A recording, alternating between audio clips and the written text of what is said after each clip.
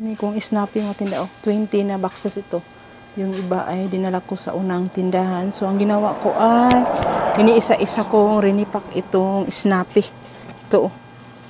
At nakalagay na yung straw para hindi mawala yung paris niya. So, bibitayin ko ito mga tinda para madaling mabenta. So, yun lang gawin natin, medyo matumal. So, ripak-ripak na lang tayo para ma-attract yung mga bata na mamili nito. Doon ko lagay sa harapan. So, iniisa-isa ko nilagay sa cellophane. Yun ang mga tinda, ang ginawa ko.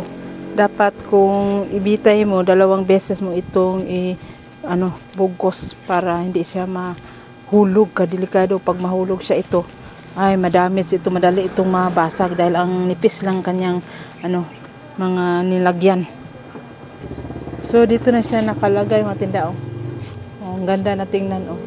Mas maraming binibitay, mas maraming makonsensya, wow.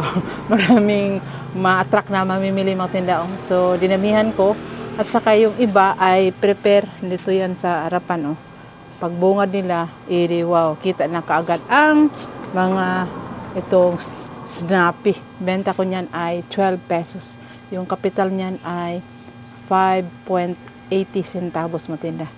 So sa bahay ay 15 ang benta ko doon kasi malamig na. Dito palamig ko din na yung iba. Ito uubusin ko itong riripakin para yung nakadisplay dyan lang siya. So dito tayo kukuha sa ibabaw para hindi yan madisturbo. Baka malaglag pa yan. Wow, lugi tayo mga katinda. So yun ang gawin natin para dagdag kita at saka makadagdag benta naman sa ating tindahan. So yun mga katinda.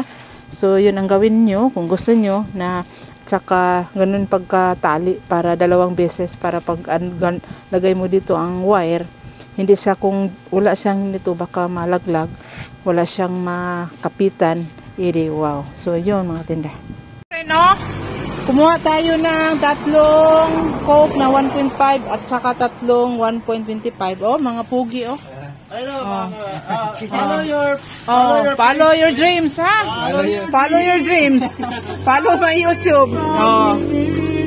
So, ang nabayaran ko ay 436. May dagdag na half, mga katinda, Kasi, yun na lang daw ang naiwan. So, mga pugi kong mga suki, wow. Shout out. 48 na lang. 1, 2, 3, 4. So, 48 lahat.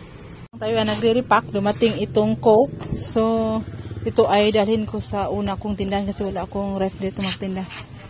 Sa anak ko lang ang may Coke dito. So, sa kanya lang. Huwag na lang tayo makisaw-saw pa. Share tayo sa blessings mga tinda. Sa aking anak yun ang doon ko nilagay yung binili kong food drinks yung double door. So yun ay dalhin ko sa una kong tindahan. Hindi ako namili dito. Nagtinda dito. Nagtinda lang ako ng yung maliit, yung hindi pa malamig by case. So yung per peraso doon yun sa aking anak. So yun lang muna aking masishare mga katinda sa araw na ito na kung ano yung maibuti sa ating tindahan at saka yung maging attraction sa mga mamimili. Gawin natin gaya nitong snappy na pagtsagaan natin ripakin at saka prepare na siya kasi nakasali na ang yung straw para hindi tayo maghanap-hanap pa. So yun ang gawin natin para dagdag kita at saka maging lumago yung tindahan natin. Huwag tayong maubusan ng diskarte o mag-isip tayo ng isip kung ano ang ikadagdag sa ating tindahan. Huwag tayong makatunganga lalo na ngayon na matumal. So, paikutin natin ating imahinasyon. So, yun lang muna mga katinda ang aking masishare. Salamat sa mga nag-subscribe sa akin. At sa mga gusto pang mag-subscribe, hit nyo notification bell yung all para makikita pa yung mga videos ko. At saka magustuhan yung mga tips na ibabahagi ko sa inyo. Salamat sa inyo. At maging tayo, madiskarte. Bye-bye!